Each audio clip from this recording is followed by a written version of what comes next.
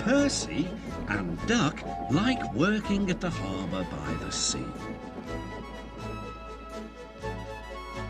On a clear summer's night, there is no better place to be.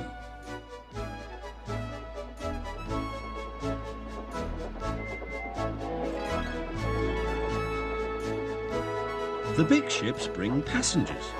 Cargo ships carry machinery and other things. Duck and Percy puff backwards and forwards with the crates of cargo as they are loaded and unloaded by the quayside.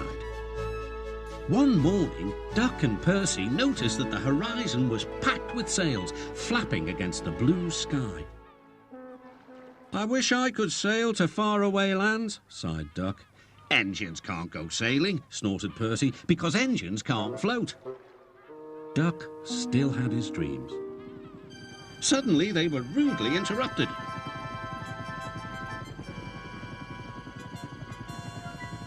"Wakey, wakey," hovered Harold. "I'm looking at the boats," replied Duck. "That's the regatta," whirred Harold. "Lots of boats, lots of races, great fun. I hover round in case I'm needed." "Do you go to the horizon?" asked Duck. "Yes, and beyond." "I didn't know there was a beyond," whispered Percy. "Do you go to other places at sea?" continued Duck. "Certainly. I can land on ships, you know, anywhere, anytime. Goodbye." Duck sighed. He went on talking about the regatta all day. Percy lost patience. "Well, Duck, I'd rather have my wheels on solid ground. Our rails can take us to all the places we could ever wish to see." "That's an emergency," called Duck's driver. "I'll check with the harbour master." He returned with bad news. "A man taking part in the regatta has hurt his hand. We're to take him to the hospital at the next station.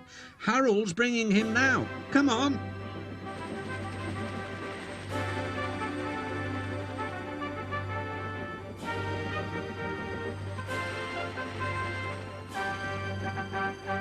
"Good to see you again, Duck," whirred Harold as he landed carefully on the platform. The man was gently helped to safety. "My job is to stay at sea in case of other emergencies. Otherwise, I would take this gentleman to hospital myself. Must fly. Goodbye."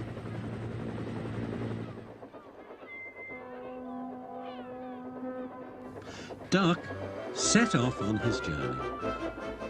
Soon he was steaming well and his wheels were thundering along the track.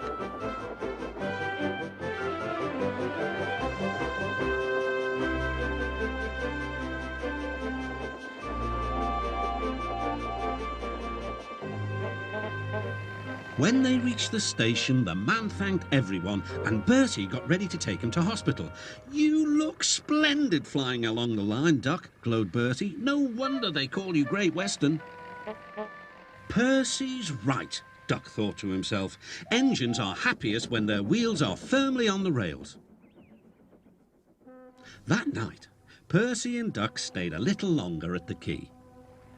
The air was warm and the sea calm. "There's a shooting star," said Duck. "Don't be daft," laughed Percy. "It's Harold. Look, he's hovering overhead." Something fluttered down towards Duck. His driver caught it. "It's a flag from the regatta. Harold's giving it to you as a present, Duck." "That was kind of Harold," whispered Duck. "He may have whirly arms instead of wheels, but he seems to understand just what an engine needs." Duck still wonders about the lands beyond the horizon, but he enjoys being with friends most of all, and I think he knows that sometimes the best travels are those we can only dream about. Don't you?